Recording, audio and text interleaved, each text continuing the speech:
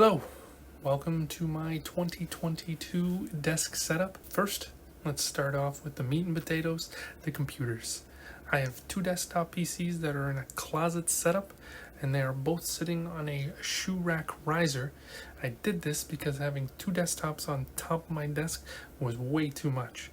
As you can see here, it was just too much clutter. That way, dust and debris can't be sucked into the fans. So this subtle rise gives me peace of mind and gives them good clearance on the floor.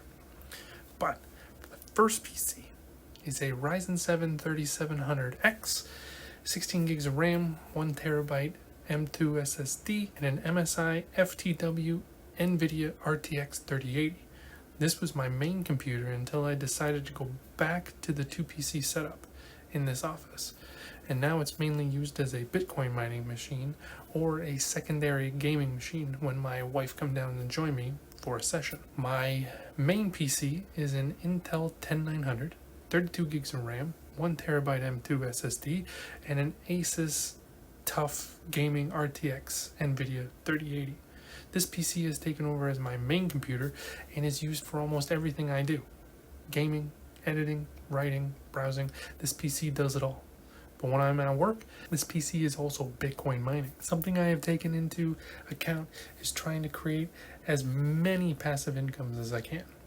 And having both of these computers just made it a no-brainer to start mining, so that if I could leave these on during the day, they would make me passive income. I will in fact be creating a video about how I do it and what I use, so be sure to click that subscribe button. Next are my monitors. On my main gaming computer, I have the MSI Optics MAG321 CQR. It is a 32-inch curved gaming monitor with a UHD resolution of 2560 by 1440 and a refresh rate of 165 Hz, but I usually keep it around 144 Hz. This has been a huge upgrade to me, and finally making the leap from 1080p, I'm glad I did. And picking this up on Black Friday made it an even better deal. The other vertical monitor that I have on my desk is an HP 23-inch. I just use the vertical monitor to keep an eye on everything going on, from my Wavelength soundbar to Discord to Spotify to web pages. Just makes it easier in a vertical aspect. And from time to time I do run a third monitor. This normally sits above my primary monitor.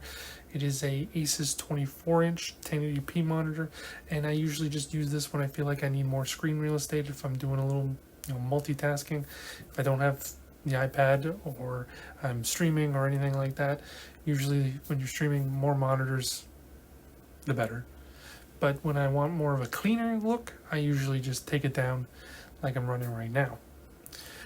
As for the monitor mounts, I'm using a Vivo pneumatic arm for my primary, and for the third monitor, when I have it mounted above it, it is a Prime Cables triple monitor stand, but I just removed the dual arm from it. It just has this single tall monitor stand. For peripherals, I am using the HyperX Origins TKL keyboard. This is another recent purchase and my first 10 keyless keyboard. For a couple years now, I have stuck with the full-size keyboards, always waiting to take the chance to get rid of that numpad.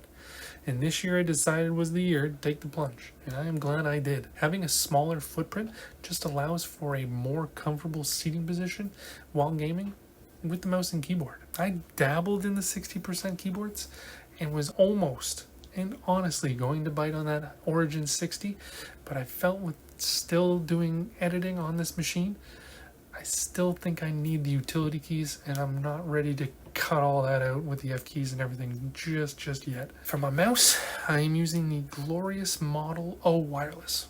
This is my first gaming wireless mouse, and never thought that wireless would make that much of a difference, because I always had the cord for my corded mouse on a bungee, and after getting one of those bungees, I always thought I would never see the difference between wireless, because it basically removes the weight from the wire. But switching to this, and it being a lot lighter than my Logitech mouse that I was using before, I'll never go back. And any doubts of issues with wireless mouse while gaming can be thrown out the window. As long as you keep the adapter in a relatively close vicinity, I've never had any glitches or drops while gaming. For headphones, I have used the Astro A50s for 3 to 4 years now. These were the most expensive headphones I have ever purchased and were actually defective out of the box.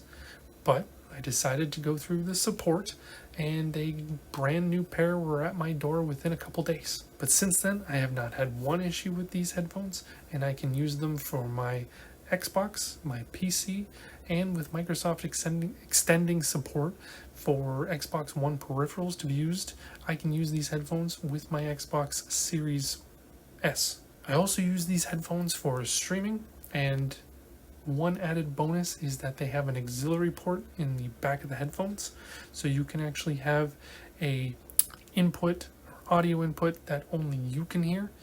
And so if I ever have issues with my stream or something, somebody hears something, I can always plug it in, hear it to myself, mute my game, check it out, and make sure it's not me, it's them.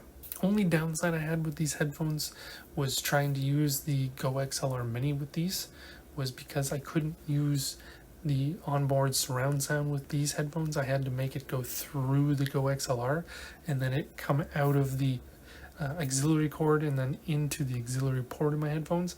So it wasn't the greatest. But since switching to the Elgato Wave mic system, these work perfectly, because with the Wave system you can actually just choose your headphones and everything goes through there and it uses the onboard sound and it works perfectly. And I will be doing a video on the Wave mic and microphone arm, so be sure to be subscribed for that one too. For lighting around the office, as you can see, it is drop ceiling, so shadows are definitely a thing. So for recording and streaming, I use a newer ring light on a stand, as well as a couple Philips Hue lights sprinkled around the room. I use them for setting certain colors for the room, and when I need to focus and get that script done, I use the concentrate white. Other uses for the Philips Hue systems are streaming alerts. It's actually pretty nice when your lights around you react to your stream. For that, I use a program called Lumia Stream, which allows you to set certain colors or scenes which trigger during your stream, and then everybody can see it. It's pretty neat. Try it out if you haven't. I also have a couple one-off lights, as you can see in my background. I've got a couple floodlights that just fill the back wall with different colors, as well as a light strip that goes around the cabinet behind me. These help to kind of paint the wall, kept it white, and when the lights are off, it kind of cycles through different colors, or I can set a static color to kind of set the mood. And then just this past week, I actually just picked up a neon sign, as you can see here, from the game Pac-Man, and my wife actually found that on Amazon, and we did a little small redesign over the holidays. Now, as for the actual desk, I use a Carly tabletop from IKEA. It is the 72-inch version, I believe. I'll put a picture of it here.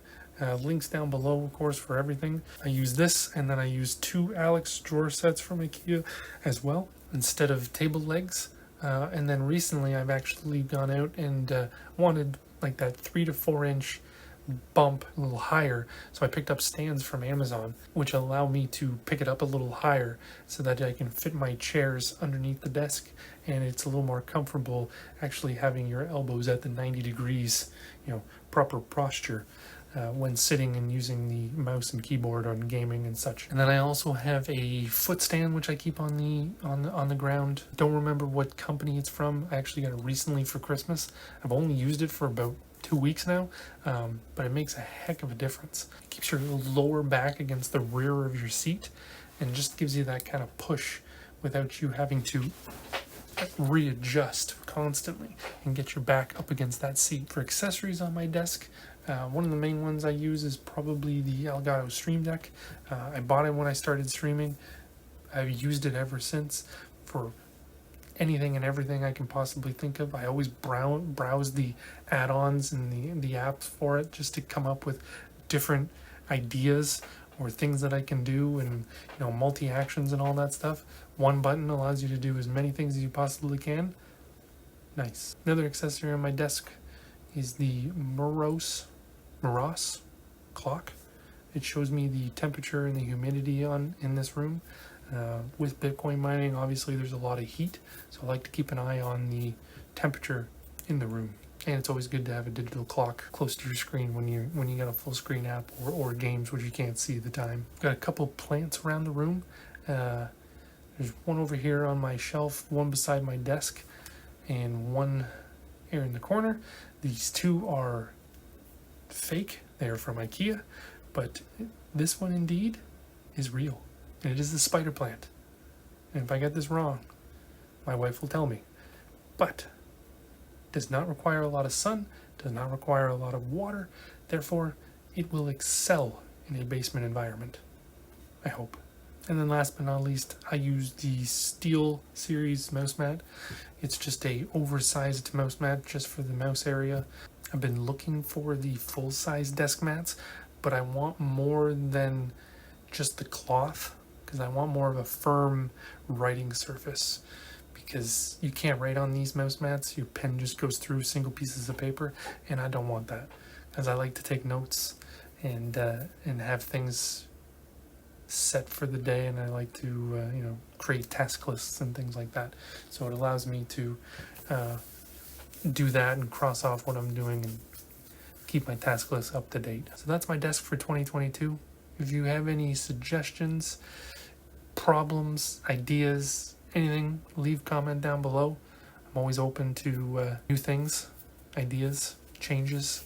Like I said, I'm making them all the time. Thank you for watching, and I'll see you in the next one.